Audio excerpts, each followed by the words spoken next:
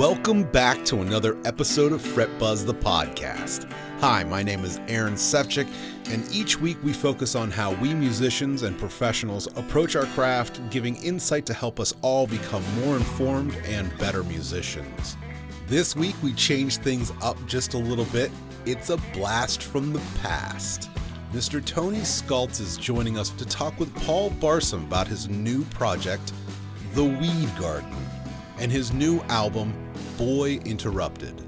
I'm going to let Tony do all the introductions, so let's jump right in on Fret Buzz, the podcast. Fret Buzzers, good morning. How's everybody? So today on the show, I want to introduce one of our guest hosts, Paul Barsom, composer, multi-instrumentalist, very good friend of ours, and personally, I would have to say someone I have a lot of history with in terms of teaching, and this man had taught me a lot about not just how to sort of live in a creative way, but how to assess things and always look for sort of the critical aspects of what I was trying to do, and just made me all around just a better musician, and just have a tremendous amount of respect for him. So when he asked to come on the podcast, I jumped at the chance when Aaron had kind of put this together. So Paul Barsom's new project, The Weed Garden, right? Had just come out with a new album, Boy Interrupted, recently this week. So welcome, Paul, to the show. And yeah, I'm anxious to hear sort of the genesis of this project and lots of other things out there. So yeah. Well, thank you, Tony. I really appreciate the chance to do this. Yeah, I don't even know where to start with all this. I mean, we go back quite a ways. I don't know, like 2000? Yeah, 2001, I think, was when I first started. Showed up at your studio with a guitar and like teach me how to write. Well, I appreciate the nice words. I don't know. I mean, I guess I'm ready to go here. I got my favorite coffee mug. Yeah. I should share this. Actually, this is a beloved mug here. It used to do this thing where, it has all these like kids swimming in the ocean, and you'd put it in the microwave or whatever and heat it up, and the heat would actually reveal that.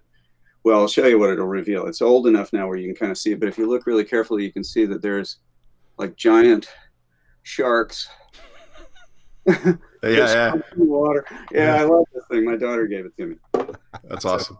So anyway, that's my totem here. So I'm good. Can we do a shameless coffee plug? Oh boy. What's a shame?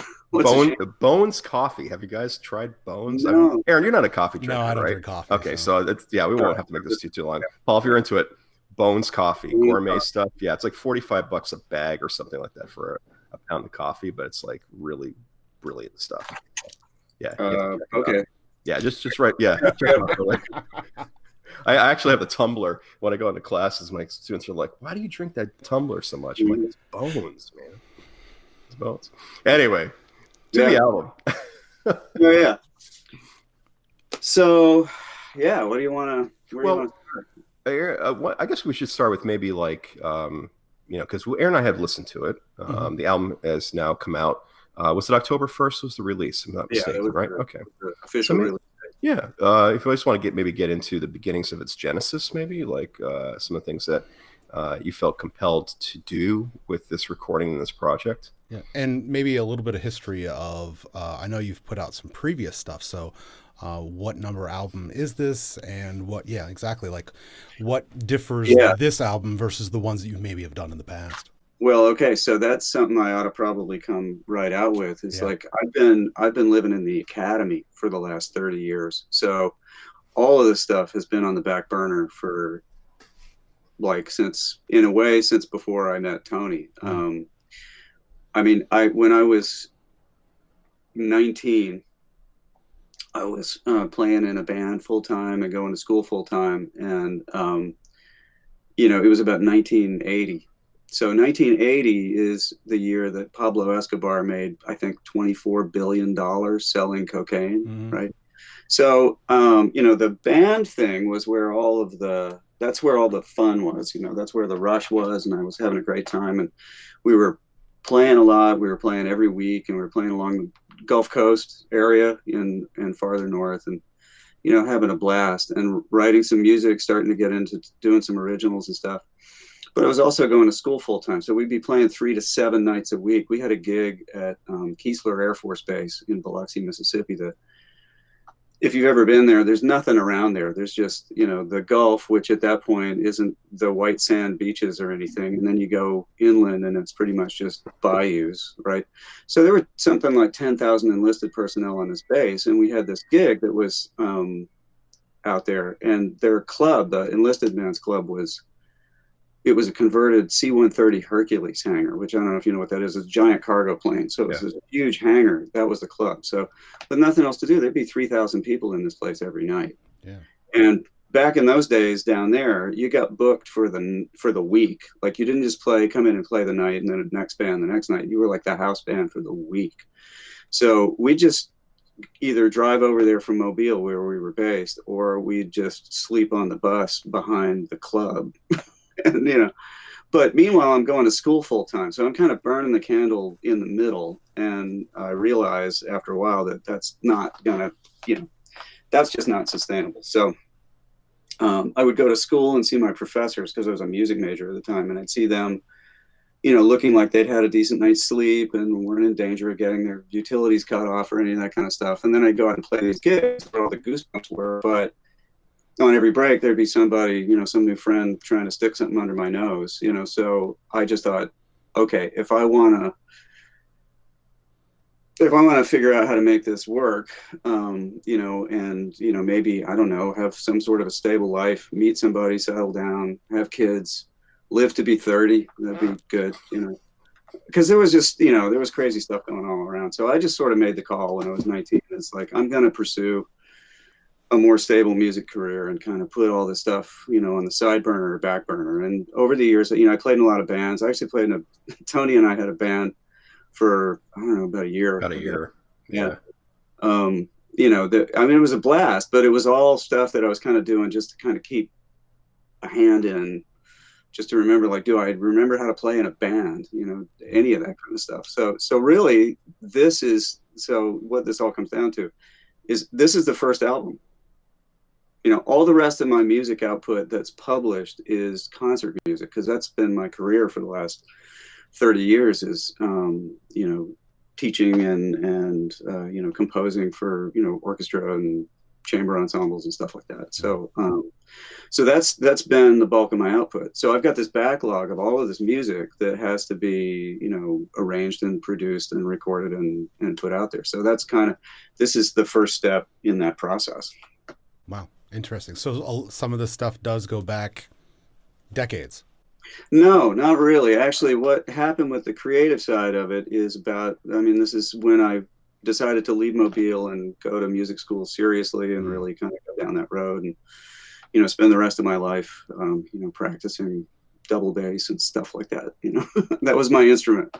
And so, I just had to put all my eggs in that basket. So I stopped writing songs for probably 15 years. I just didn't even think about it, because I just knew that if I started diving back into that, it would be like this big magnet that would suck me there. And, I had a family to support and needed to, to do the whole academic track and tenure and all that kind of stuff. Just felt like that was what I needed to do. So it wasn't until about the mid 2000s that I started to get back into songwriting. And of course, by that time, recording technology had completely changed. So I had to retool. All of the work that I had done in recording was, from pre-digital days. So I had to relearn all that stuff.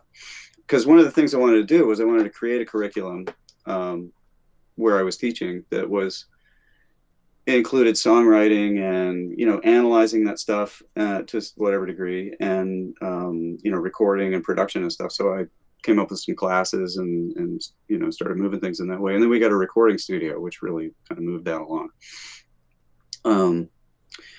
But, I had to relearn how to do all this stuff. So it wasn't really, all the songs on this album really come from probably post 2008 or 10.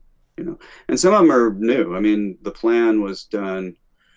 I think I wrote it last fall and recorded it in May or something in this tiny, I'm in a closet here. I don't know if you can really tell. It's like a few feet over here. There's a bunch of guitars and there's some amps over here. And it's about 5.5 feet deep. I mean, I'm like, right. Yeah.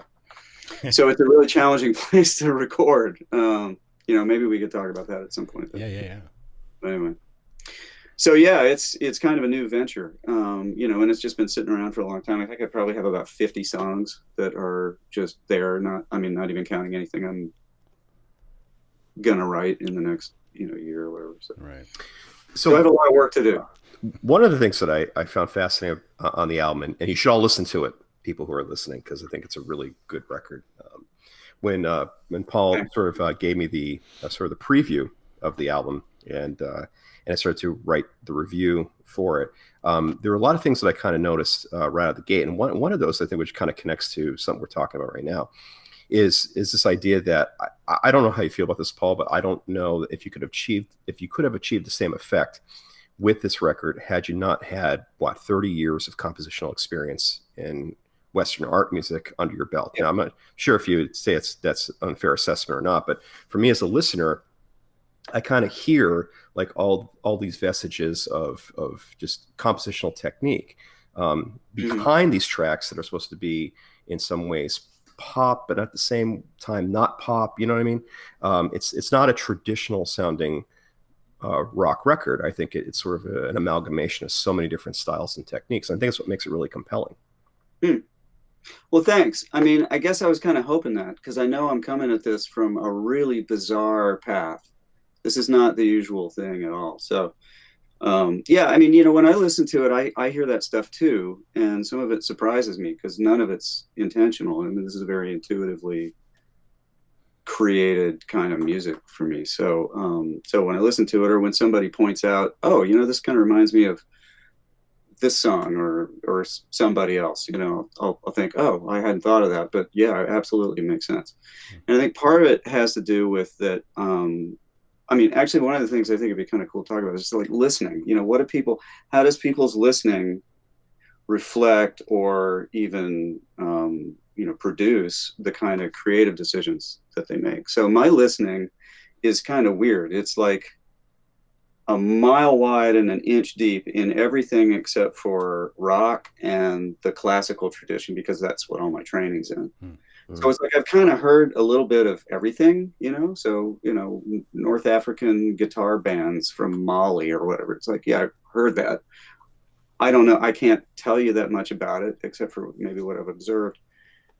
But I think there's just all that stuff shows up and people notice it. Now, what I'm wondering is, does that make a sort of interesting, eclectic synthesis of something, or is it just kind of a mess? And I don't think it's a mess, obviously, but I guess what I'm curious about is, what is it?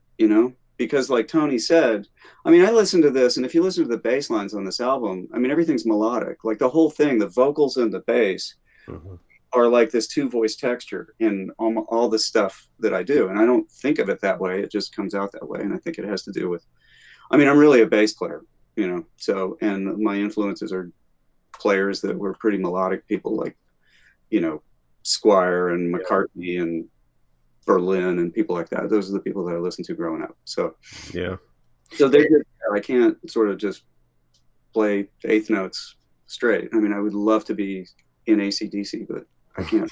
Yeah, I know, right? Yeah.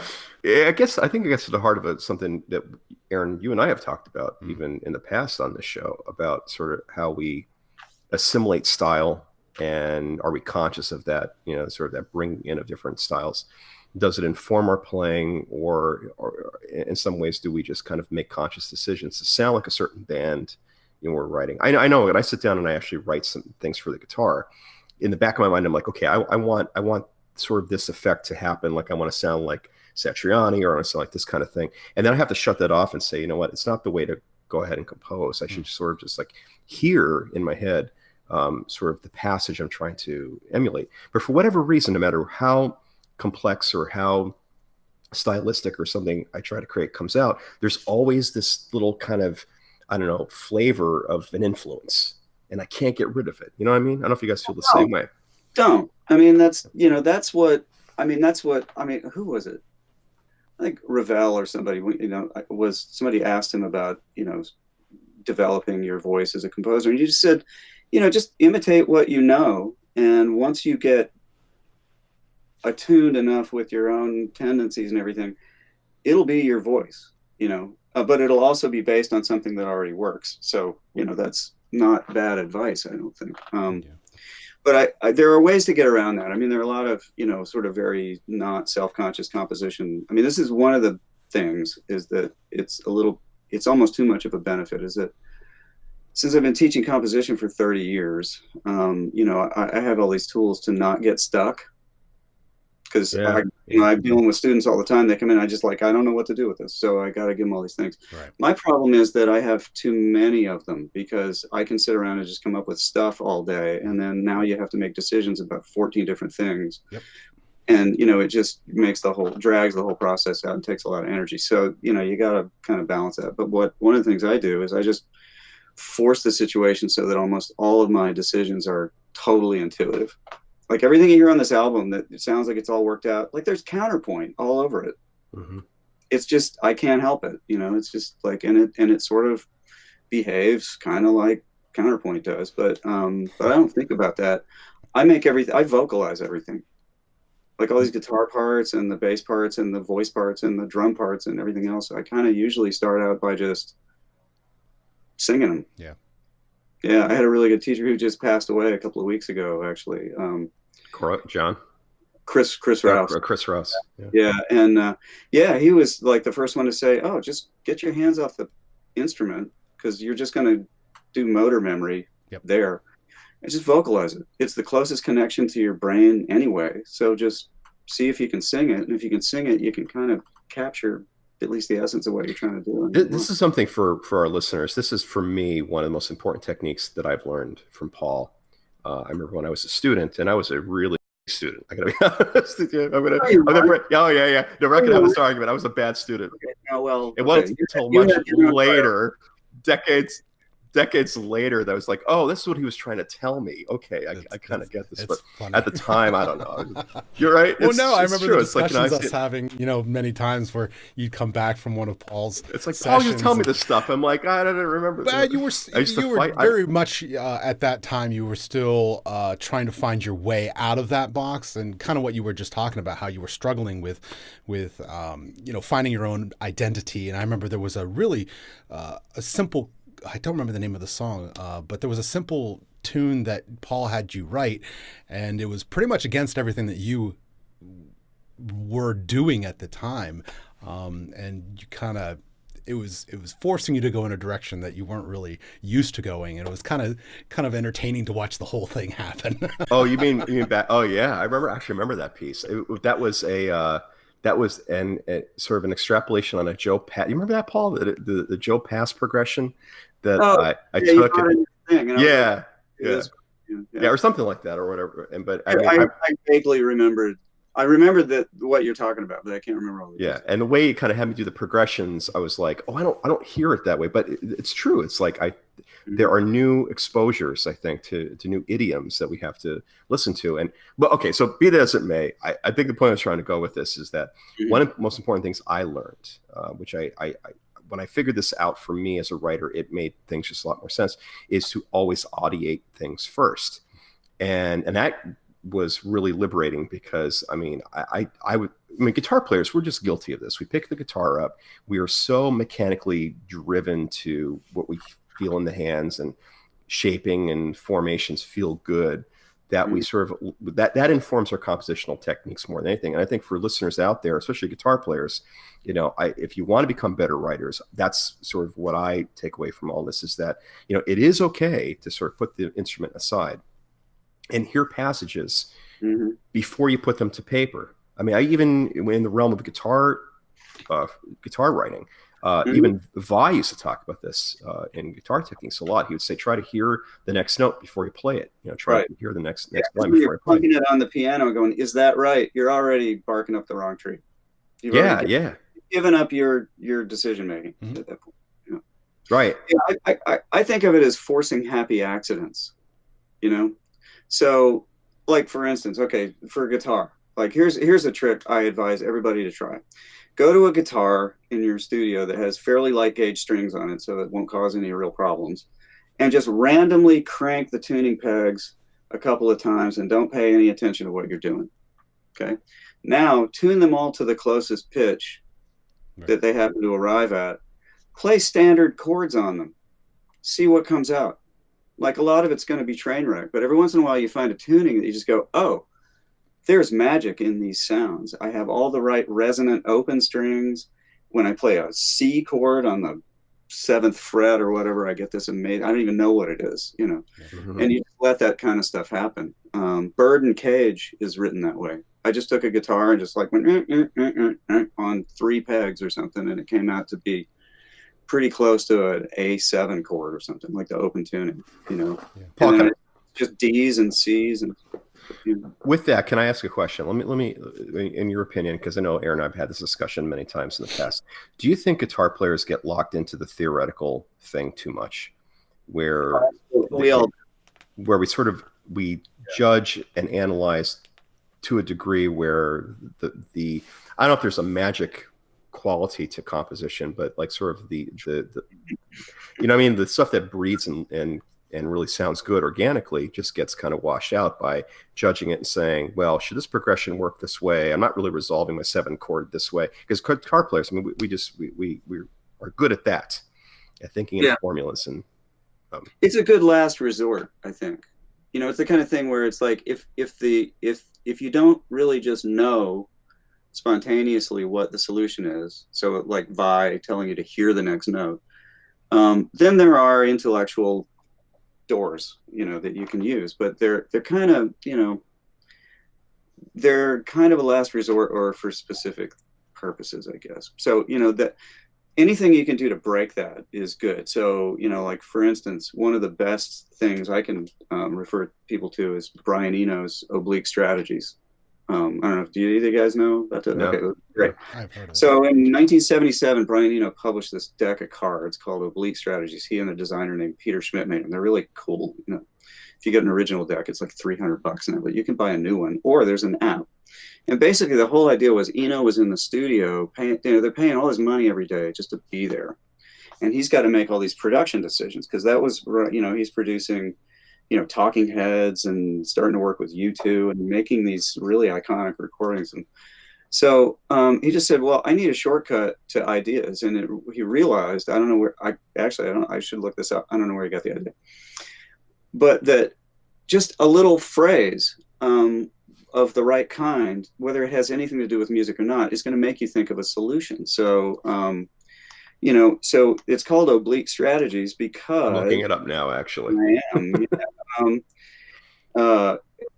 Because instead of taking a direct path to the problem, you go the long way around the barn and just sort of arrive at wherever you arrive. But the beauty of this is that the phrases involved don't necessarily have anything to do with music, but they will make you think of something related to what you're working on. So I just open it up.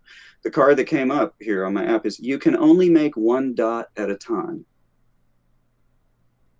That could mean anything. Yeah. But if you put it in the context of a problem that you're trying to solve, it's going to mean something. And the point is, it may not be the solution, but you weren't thinking of anything a minute ago. Like you were just a blank, like, I don't know what to do, you know? So at least now you've got a prompt, you think of a solution, and then you just go, well, okay, is this actually a valid, viable solution to the problem or not? And you go on. That's why, you know, you can never get stuck. I mean, other solutions are things like, just write it down as a problem. Just write it as a question on a piece of paper or on a word processor or something, and just start making up answers. Just bullshit answers. Don't even think about, like, is it a viable solution? Because the creative side of it and the evaluative decision-making side are 2 totally different things. There's a great podcast by John Cleese.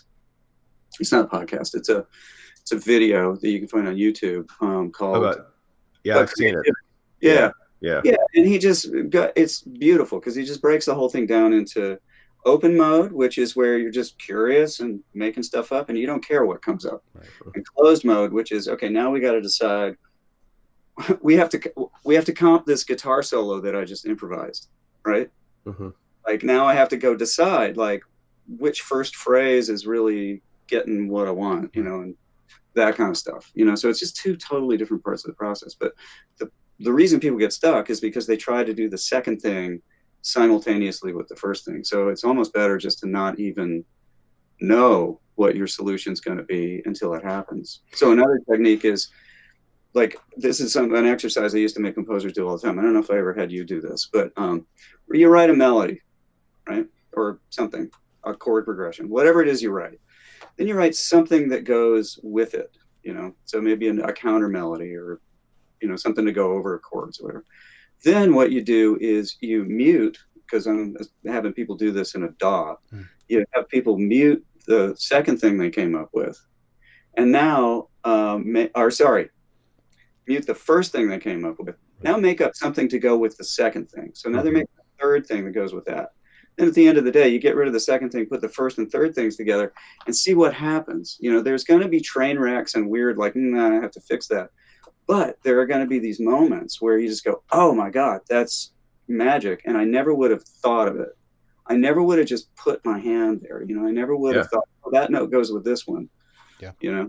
Yeah. So oftentimes I'll take like a guitar solo, and because, you know, it's on a grid in a DAW, I'll just shift it, you know, a beat or two ahead, and then all of a sudden the accents hit in a different spot and you're like, whoa, I never would have done that, but that's amazing. That sounds great. That's kind of it's sort of what part of genius is knowing, this orientation might be cool, do it. And then all of a sudden it's like, wow. And that's one of the things that the DAW gives you, is that low investment testing platform where you can just go, what happens if I take this line and have it imitate itself at one measure? Yeah, you can always delete. Next thing you know, it's like you're writing, you know, music that sounds like some crazy person made it, and it's awesome. Yeah. But all you did was you're just, you know, dragging stuff around on a screen, you know. That was far enough. One of the reasons why I say that I was a really bad student in my Paul was because I wasn't ready for the sort of the creative freedom and flexibility I think many writers use. And it wasn't until after I kind of got on my own and ironically had to sort of teach writing in a larger context beyond music into literature and different things that I got into guys like, I'm not sure if you guys are familiar with Edward de Bono. For listeners out there, if you want a really good book on creative, like lateral thinking and thinking about, you know, the phrase outside the box is really cliche today, but thinking in a way that is, we're talking about today, sort of using different modes of thinking. He wrote a book called Serious Creativity, which is kind of things like this. It's like you take a chair, identify the elements of the chair. What happens if I take two legs away? What does the chair become? How can I apply that to a problem? And this sort of approach is like more modeled for business models and innovation in business. But I think creatively speaking, there's a lot to be said by experimentation, just like the what if I do this thing? What if I just take away this? You know what I mean? That's exactly it. Because the best way to break a bad habit is to destroy it. So if you just make whatever that is off limits, now you've got to find another solution. So normally legs might have, or chairs might have 4 legs. Right. Now you have a problem you're not going to solve by the conventional thinking. And so, you know, that's a really useful. And that begs the question is, then why do at university we teach tradition so much? Is it just a matter of to kind of get into boy, you got time for another podcast? I was going to say, this is going, right. Yeah. Right. Yeah.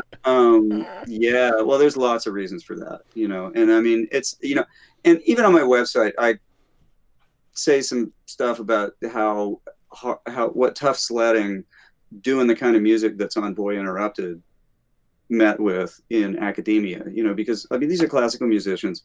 They didn't get there by, you know, they got there by being laser focused on being really good at that one thing. And these people as performers, I mean, you just can't, well, Tony has a sense, I mean, a lot of people do, but I mean, these people can just play. They are players.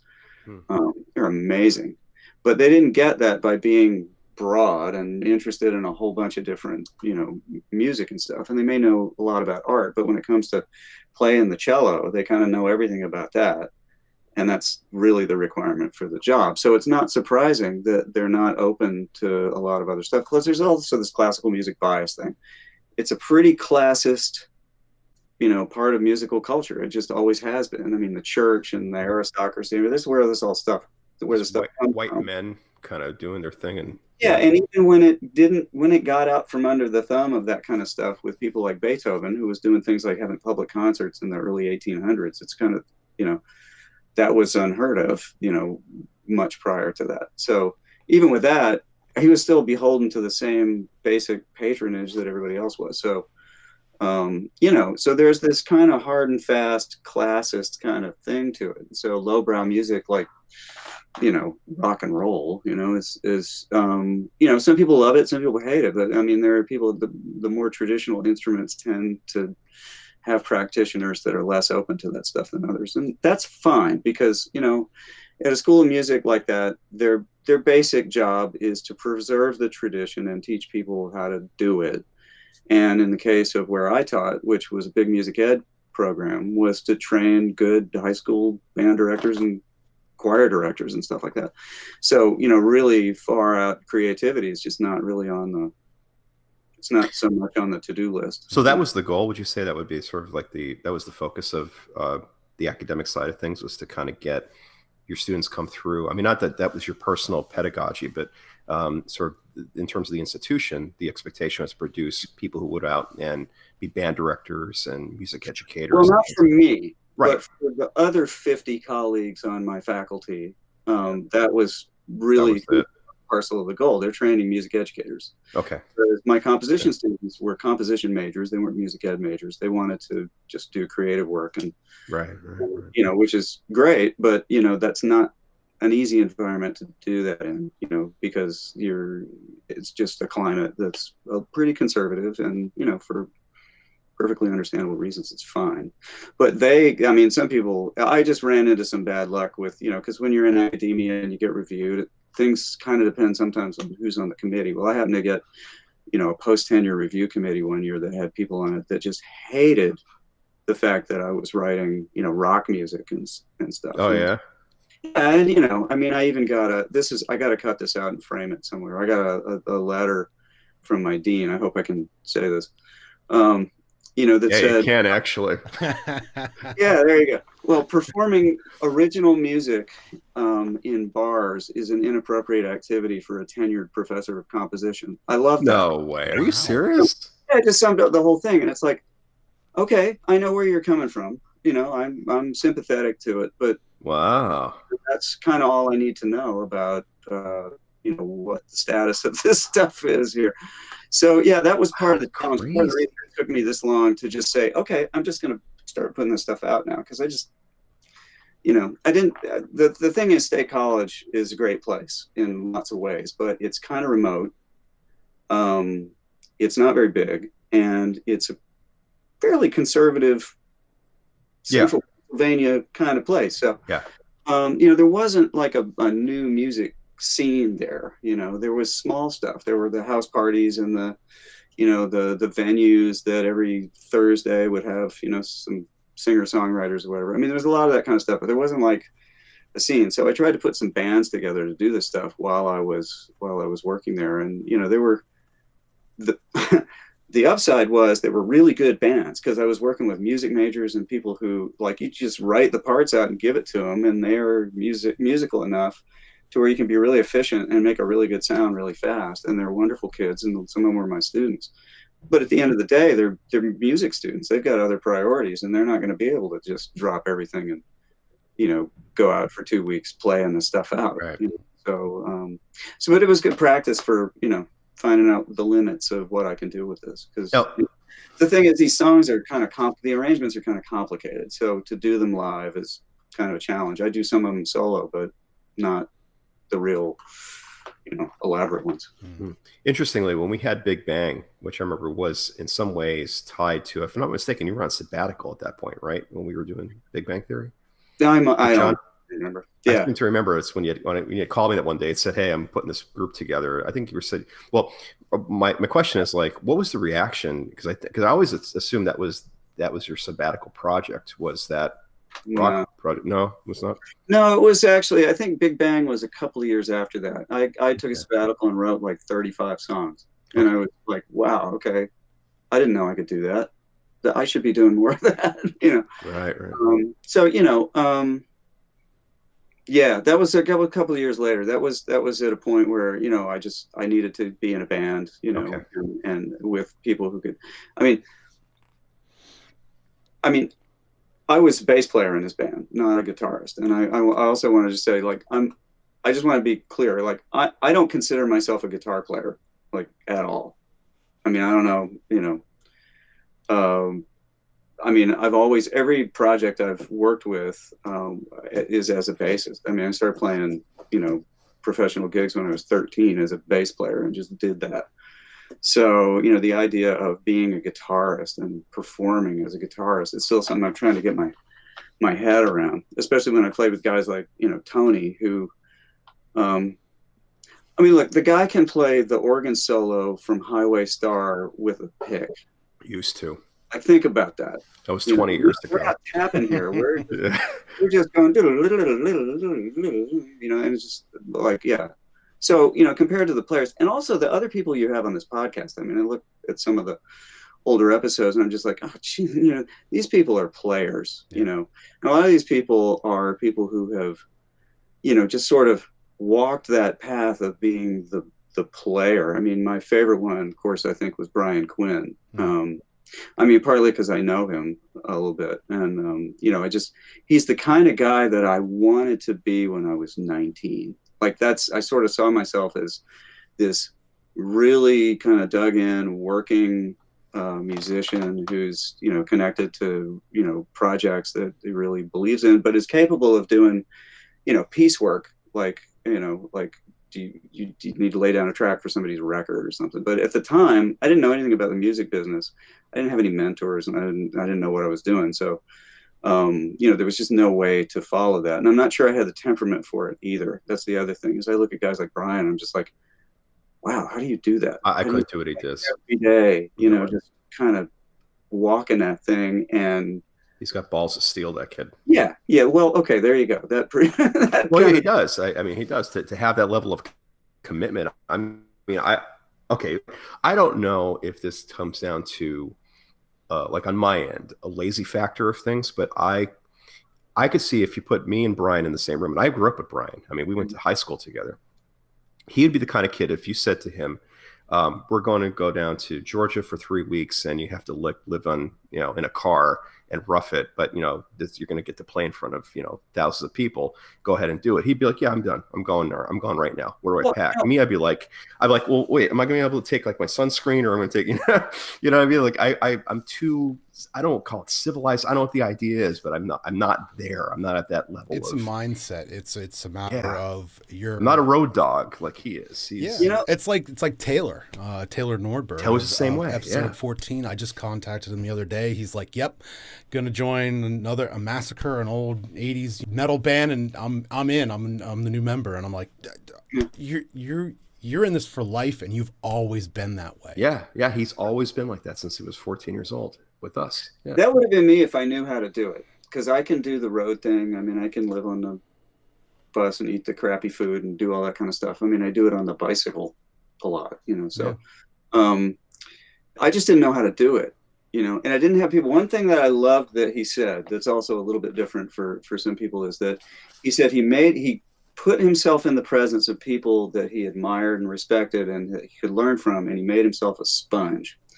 That's a kind of sort of solid humility that I think a lot of creative people either don't have or don't want to exercise. And when I was 19, I was just an angry young man that wanted to do stuff, and I didn't know how. So but you got to have that kind of humility, and I'm not sure I have it or had it, but yeah, I always admire that in people that just go, yeah, humbled myself to the process and just like walked that path. Yeah. I know Aaron and I many years ago, we had this conversation, Aaron, you and I, for many years about how we did that. That was our 20s thing of being in bands. And of course, life is different for us now with the kids and everything. But at the same time, music doesn't always have to take the path of just being in a band. There's got to be other avenues. And I know there's a lot of listeners that kind of feel the same way, that, is it possible to, have a really strong career, let's say, as a creator of music, and not necessarily be like the road dog. So I guess, like, Paul, where do you sit on this? Like, could you be kind of the person that, literally could be based in a home, could be based in a hometown, songwriters home studio, and still make a lucrative living, still kind of be pretty solid with that? Yeah. Oh yeah, but you have to be a songwriter. That's the only way to do it. I mean, because then you own, at least your share of, the creative rights, royalty money, and all that stuff to the song. So if you're in Nashville, I mean, you can do that, I mean, but it takes the same kind of, determination and, I was going to say, don't take no for an answer, but the ability to take no for an answer like 3,000 times before something works. Yeah. That's the kind of grit that I think a lot of people, I mean, that's just hard. Yeah. I'm just thinking about like all of the guests that we've had on the podcast, and whether it's Quist or Don Ross or any one of these guys who are actually making a living doing music. Don Ross, he lives in Canada, Nova Scotia, and he travels over to Germany and does, stuff over there. He's always doing stuff in Canada, and he's been doing it all his life. But now he's, number one in the world in finger picking. But all of these guys. So I said Quist. Quist is out in LA and he's making a living doing studio work. And then there are people who are going to hire him to go out on tour for them. And then he'll get done with that tour and then he'll come back to do more studio work. And he does a bunch of YouTube pages and our YouTube channel. Yeah. And so there's definitely a way to, especially nowadays with the technology that's available on the internet, as opposed to even 20 or 30 years ago. There's a lot more opportunity to put yourself out there and make a living from it. But you do have to put the time and the effort into it. It doesn't come easily, that's for sure. Well, and you have to be pretty stable, emotionally while you're doing all this, which is a problem for a lot of creative types. Yes. They tend to be, just a little, I don't know, fragile is really the word. Or if they just, I don't know what it is, but just maintaining that consistency. I mean, that was another thing too, that it didn't take me long to figure out. I mean, I'm in California now, but I spent, the last 30 years mostly in the Northeast, and, actually more than that, which is not my native territory at all. I mean, I grew up in the Deep South. I'm from Alabama. Hey, y'all. I'm in Maryland. Y'all still use that, so. They just because they were once a slave state, they think of themselves as Southern. Yeah. But anyway, and then I went to school in Arizona, and then I moved to Rochester, New York, which, if anybody knows Rochester, New York, is like, it's cloudy for 7 straight months and 6 feet of snow. Yeah. Well, it's just where it is. Yeah. But I didn't know anything about, seasonal kind of stuff. And it took me about 5 or 10 years to figure out, like, why am I a completely different person in March than I am in July? Like, why is that? Why is it? Like, why is it second week in November, all of a sudden I'm kind of hating everybody and don't really care about all that stuff that I thought was so cool to be working on a month ago. I didn't know, and so after a while I realized, like, oh, this is a cycle that I'm going to have to sort of figure out how to manage, because one of the things about academia and music is crunch time is March and April. It's like being a tax accountant or something. Like, that's when all the recitals are. That's when all the papers are. You got to supervise. People are graduating. There's all this stuff going on. Right. And that's when I'm like, I don't care, So to to get the work done was, just after that many years of doing it, just got to be kind of a thing. But one of the side effects of that was I knew that getting involved in any kind of really sustained project that required energy and enthusiasm for more than about 5 or 6 months was just going to be really hard. So that's one of the reasons I left the Northeast, and one of the reasons that I retired. I actually retired from a tenured professorship at, age 58. That's kind of, it's not something a lot of people do, and so it's a step that, wasn't easy to take, but it just had to happen. I couldn't really spend too many more Februaries in state college. There's a reason February is the shortest month, by the way. Because it just sucks balls. It's just. I think you're going for a scientific answer. I'm waiting to hear like on the calendar or something. How fast can we get this over with? Yeah, it really does. It's got to be at least 4 weeks. Otherwise, it's just it's too wimpy. Yeah. Call it a month. Do you think? I wanted to ask you this question for a while. Do you think that since retirement, your creative side of things has improved? Do you think now you've got rid of I don't want to call it baggage, but I know I experienced this too. I'm 15 years into a teaching position, and when I sit and I try to write stuff, I can't divorce my mind from the joy of creating new things and having the great papers. You know what I mean? I'm in that mode right now, and I know what I'm saying. And I think once you jettison that stuff, I hope that the creative side of things takes more of a front seat. I'm just curious are you in that place? That's a really good question. Well, I know what you're talking about with the sort of feeling like there's something looking over your shoulder. It's an emotional drain, it really is. Well, yeah, and with my interaction with that thing I was talking about before, kind of trying to make this songwriting and production thing part of my professional portfolio as part of my academic job, and how that went. It's like that sort of made it just that much harder to do it based on the kind of thing you're talking about. So I don't know, I think in a way it has, but it's only been 6 weeks since I officially, retired. So I don't know. The other thing is, there's a lot going on right now. We're actually moving at the end of the month from California to New Mexico, where we have a little house. And so I got to build a studio down there. Nice. Yeah, it should be. Yeah, I'm really looking forward to it. Very cool. It's gonna be good. So I'll know after that where I stand in terms of that stuff. But meanwhile, I'm still working on stuff. I'm working on the second album and some singles and things like that. So I seem to be able to get work done, just fine. It took getting out here after my last semester of teaching in Pennsylvania to be able to get this album finally mixed and out the door. I was going to ask what kind of, I like the record, like I said, when I wrote the review on the record, I was listening to it from different angles, and I have favorites on the album. I'm curious as to what has been the public reaction to this record, and maybe how does it inform what you're going to do next?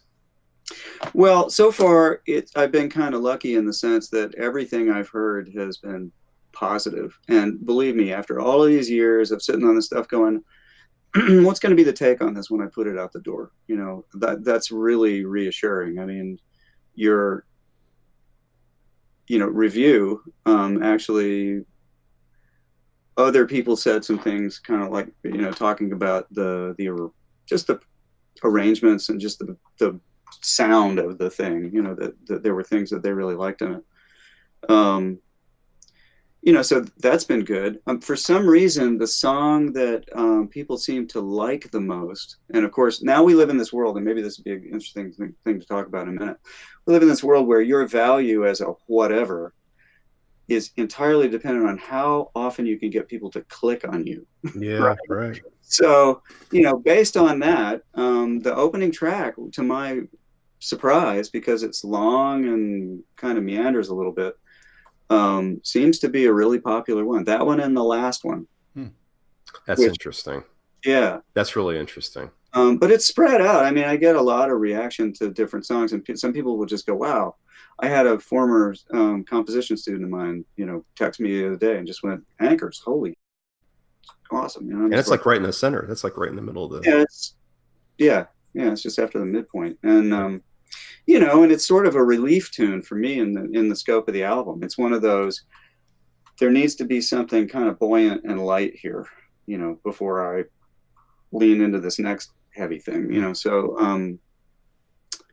yeah, but for some reason people seem to like that first track, you know. It's feedback stuff at the end. There's this really weird thing going on right now, which I think probably because we're becoming dinosaurs. That's how I feel.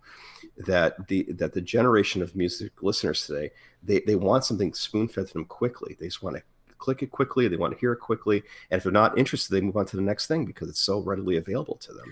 When we were growing up, it's like we invested our time into an album. We listened to it, Yeah. you know. Yeah. Well, you know, and I mean, people still do that. You think so? People that do that. Oh yeah. Oh yeah. But you know, that's a niche. You know, the hardcore listener is kind of a niche. You know, the rest, everybody's, you know, kind of. I mean, I have another former student of mine that interns in a studio in Philadelphia. It's one of the bigger, you know, houses there. And, you know, mostly what they do is they come in and they get talented young people and have them rap to pre-made beats and, you know, and put a product together, you know. And so it's like, that's got its place, but that's kind of, in a way, the McDonald's hamburger of the music cuisine world, you know. So there are always going to be people that are going to be into really thoughtfully made food. You know, it's just that they're not going to have billions served. That's all. It's interesting. I can't remember who it was.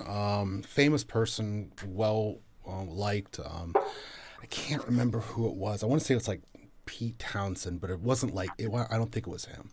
But it was basically this person saying that the rap hip hop of today is like the rock and roll of the 60s, and how you know, at that time back in the 60s it was this big push against music at the time and all this, you know, what was happening. And the same thing that is kind of going on now with rap and hip hop and whatnot like that. And obviously that was, you know, rap and hip hop was back in the 90s and the beginning of it was back in the 80s. But now it's really hit the mainstream. If you go to the top, you know, 100, top 50, it's all hip hop and rap.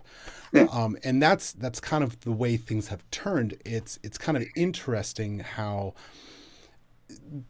you said dinosaurs and how we look at things, and no longer is it rock and roll anymore. It's now morphed into something different, and quite possibly 30 years from now, 20 years from now, it'll morph again.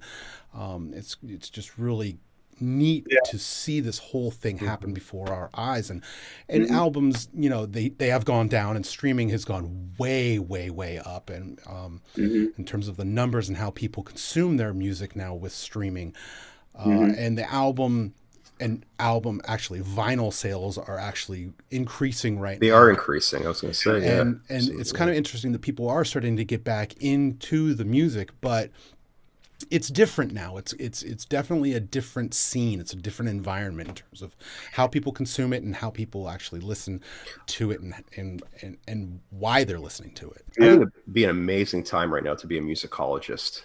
I really do. I don't know why. I just think it's, you know, if you're looking at music as a type of like pseudo anthropology, if you want to call it that, and how we sort of process our culture. I mean, I think there's so many things that are changing right now. It's fascinating. I think this is really fascinating how we. Like, well, yeah. The one thing that stays the same through all of this, and even, you know, with classical music, like I was talking about, is patronage. Like if you look at who's paying for it and how it's curated, because, you know, sometimes the patron and the curator are the same. You know, like paying you to create this thing. Right. So therefore I'm saying it will exist and it will be shared or whatever. Now it's, you know, streaming services, which of course sprung up in the absence of any kind of guidelines or regulations. So now we have this like really weird sort of self-generated industry that has all of these layers to it. That's completely different from the record company model of, say, the 1970s, you know. So now, again, it's that thing about how many people will click on you. So you can't get plays really on Spotify, for instance, unless you're playlisted, right? So you have to get onto these playlists that people will click on and then just play all the tunes on the playlist because it's soft rock or it's whatever it is. So the trick is to get stuck on all of these playlists. That seems to be the main business model for getting streams these days. So now there's this whole intermediary layer in the music industry of people that will pitch your stuff to the playlist curators. So you can pay, it's all pay to play. It's like in the 50s, payola was criminal. Now it's the business model. Yeah. And that's just a reality that just crept up on us. And so we just have to kind of deal with it. And I think, smart commerce regulations will help creative people and all of that. But that's going to be a while coming, I think. So, it'll be interesting to see, like in, I don't know, a couple of decades from now, where all this is. I mean, but it's funny. Like, I remember just growing up being 15 years old. Aaron, you're the same. I remember we had like the little Tascam 4-track recorders with the cassettes, and we used to like, we used to like make little demos and stuff. And we used to say, like, we're going to shop this little demo and we're going to have to go from door to door and get feedback. And now it's like, you could literally just drop anything on YouTube and have a global audience like that instantaneously. It's amazing. Yeah. And that's the mixed blessing, because the platforms allow you to make, one of the reasons, quality aside, one of the reasons that rap is such a popular medium is it's really easy to make. Yeah. Like, just because you buy a laptop and it's pretty much anything you buy has got sample beats and tools on it to make a rap album. Like, just go into the loop library and find what you want. And if you're really good at tweaking it, you can make something really pretty interesting. So just the access is great, though, because it allows creative people that otherwise wouldn't have had a chance to make anything to make it. I really like that about it. The problem, obviously, is that what it does is, in addition to making great stuff, it also kind of creates a lot of landfill, right? So now the people who really have something to say have to kind of rise through all of this muck, awesome, to get to the point where somebody's going to recognize that, wow, this is a really cool thing. So this is, I've been thinking about this because I just put this album out, and I'm like, okay, where does this fit? Right. Like, that's one of the things, like Tony mentioned earlier, like my path through creative work to this thing is kind of odd and a little unique. And one of the byproducts of that is that there's elements of just about every kind of music I've ever heard on this album, but it means that it doesn't fit into a genre. It's some kind of rock. But I've been thinking about it for a while. Like, let me just ask you guys, like, what is this? And that is where we're going to leave it for today. Do me a favor, go out and listen to Boy Interrupted and leave your comments below as to what you think the answer is. Next week, we'll get into part 2 and continue this awesome conversation with Paul Barsom. As always, if you like what you're hearing, hit that subscribe button in your podcast player, or if you're listening on YouTube, hit that subscribe button. And if you would, take a couple seconds, head on over to iTunes and give us a review. That helps us out. And with that concludes today's show. Again, make sure you check out the Weed Garden's new album, Boy Interrupted, and you join us next week as we continue the conversation with Paul Barsom on Fret Buzz, the podcast.